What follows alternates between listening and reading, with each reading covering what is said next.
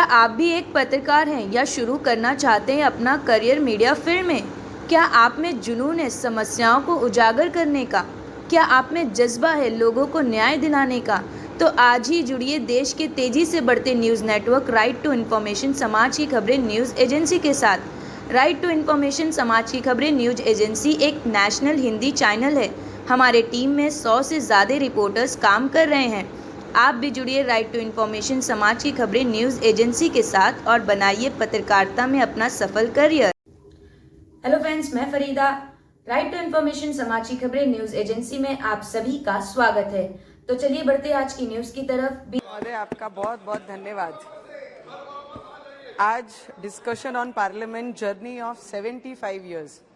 75 साल का अनुभव तो नहीं बता सकते या उसके विषय पे नहीं बता सकते, पर इतना अनुभव जरूर बताएंगे। पर अनुभव बताने से पहले सर, हमारे देश के जो असली हीरो, महापुरुष और क्रांतिकारियों ने जो ये देश के लिए योगदान दिया, जिन्होंने अपना खून का एक कतरा कतरा इस देश के लिए दिया, उनका उल्लेख होना इस पार्लियामेंट में बहुत जरूरी है। और ये पार्लियामेंट में, ये जूनी बिल्डिंग में, इनके साथ इस देशवासियों की बहुत सारी यादें, और हम जैसे न्यू कमर जो पहली बार इस पार्लियामेंट में आए, उनकी भी बहुत सारी यादें जुड़ी हैं। पर मुझे लगता है राष्ट्रपिता महात्मा गांधी जी के आदर्श हम सभी के लिए, इस देश के लिए वो बने। सरदार वल्लभ भाई पटेल, लोकमान्य तिलक, ज्योतिबा फुले, नेताजी सुभाष चंद्र बोस, लाला लजपत राय जी, राजगुरु सुखदेव, चंद्रशेखर आजाद जी, रानी लक्ष्मीबाई, वीर सावरकर जी, मुझे लगता है भगत सिंह जी, यस। और सर, इस पार्लियामेंट में आने का, एक नॉर्मल फैमिली से बिलोंग करती हूँ, पूर्व सैनिक रहे हुए मेरे पिताजी हैं, उस परिवार से मैं आती हूँ, जिस परिवार में मैंने सीखा है कि देश को देने की भाव, देश के प्रति समर्पण देने की भाव और ईमानदारी से देश के प्रति काम करने की भाव बचपन से हमने अपने परिवार में सीखी है। और उस परिवार से मैं आती हूँ। सपने में भी सोचा नहीं कभी जाया जा सकता कि एक साधारण परिवार से बिलोंग करने वाली महिला ये पार्लियामेंट तक आ सकती है और आम लोगों की, आम जनता की, किसानों की, मजदूरों की, युवाओं की, जिनको हाथ से मजदूरी नहीं, उन लोगों की आवाज बनकर इस पार्लियामेंट में आने का मुझे मौका अगर कोई दिया है, तो आज मेरी अमरावती की सभी जनताओं का ये आशीर्वाद मुझ पे था कि ऐसी लहर में, ऐसी हवा में उन्होंने मुझे निर्दलीय चुनकर आशीर्वाद देकर उनकी आवाज बनाने का एक मौका उन्होंने दिया। तो इसलिए इस जूनी पार्लियामेंट में, जिस पार्लियामेंट में पिछले कितने सालों से बोलते हैं डेमोक्रेसी की आवाज बनती हुई इस पार्लियामेंट में सबने सुनी है, तो इसके द्वारा मेरे अमरावती, आज मेरी पहचान है तो अमरावती की सांसद करके मेरी पहचान है। तो उस अमरावती करों को, उस गरीब लोगों को, वो मेरे किसान भाइयों को, मजदूरों को, महिलाओं को, युवाओं को इस पार्लियामेंट से मैं मेरे दिल से धन्यवाद करना चाहूंगी। और ये पार्लियामेंट में आने के बाद हम जिनके नेतृत्व में काम कर रहे हैं, ऐसे हमारे आदरणीय प्राइम मिनिस्टर जी नरेंद्र मोदी जी के अंतर रहकर ये पार्लियामेंट में हमको काम करने का मौका मिला, जो कोई सोच नहीं सकता, जिनकी सोच में नहीं आता, वो काम ये पिछले 4.5 वर्षों में हमने उनके नेतृत्व में यहाँ पे होते हुए देखा है। 370 हो या महिलाओं को घर देने के विषय में हो, हर चीज में, हर स्टेप उनसे सीखते हुए ये पार्लियामेंट ने आगे कदम बढ़ाया है।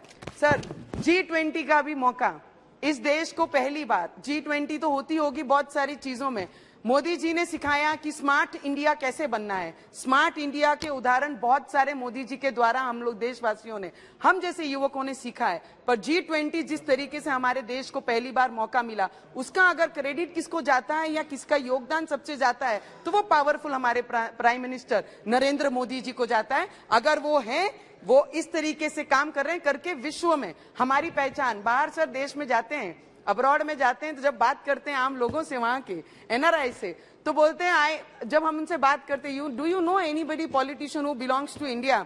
सो वो बोलते हैं, नहीं, we don't know much names but we know one name, that is Modi.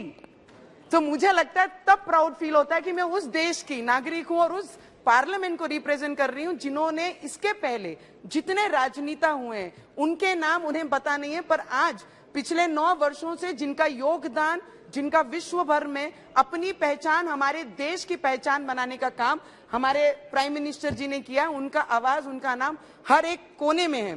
तो मुझे लगता है उनका दिल से धन्यवाद करूंगी। और इस पार्लियामेंट में जितने भी सीनियर हमारे पार्लियामेंटेरियन हैं, मंत्री रहे हुए सभी मेंबर्स हैं, सबका आशीर्वाद हम जैसे नए न्यू कमर, न्यू पार्लियामेंटेरियन को मिलता रहा है। ये पिछले 4.5 वर्षों में हमने उनसे बहुत सारी चीजें सीखी हैं।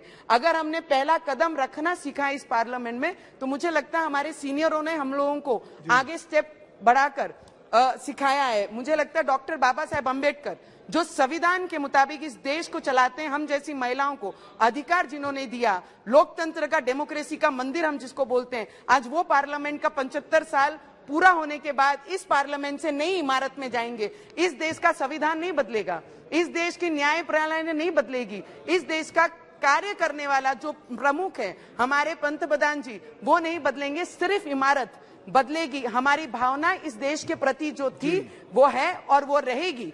हम जिस सर लास्ट 1-2 मिनट हमारे देश के गृह मंत्री अमित शाह जी ने जिस तरीके से देश की सुरक्षा के लिए जो जो निर्णय इस पार्लियामेंट में लाए, जो बिल इस पार्लियामेंट में लाए, वो ऐतिहासिक हमारे दिल में, इस देशवासियों के दिल में रहेगी। इसके लिए अमित भाई का भी दिल से बहुत बहुत धन्यवाद करूंगी। सर लास्ट 4 पंक्तियां हमारे अटल जी ने कही है।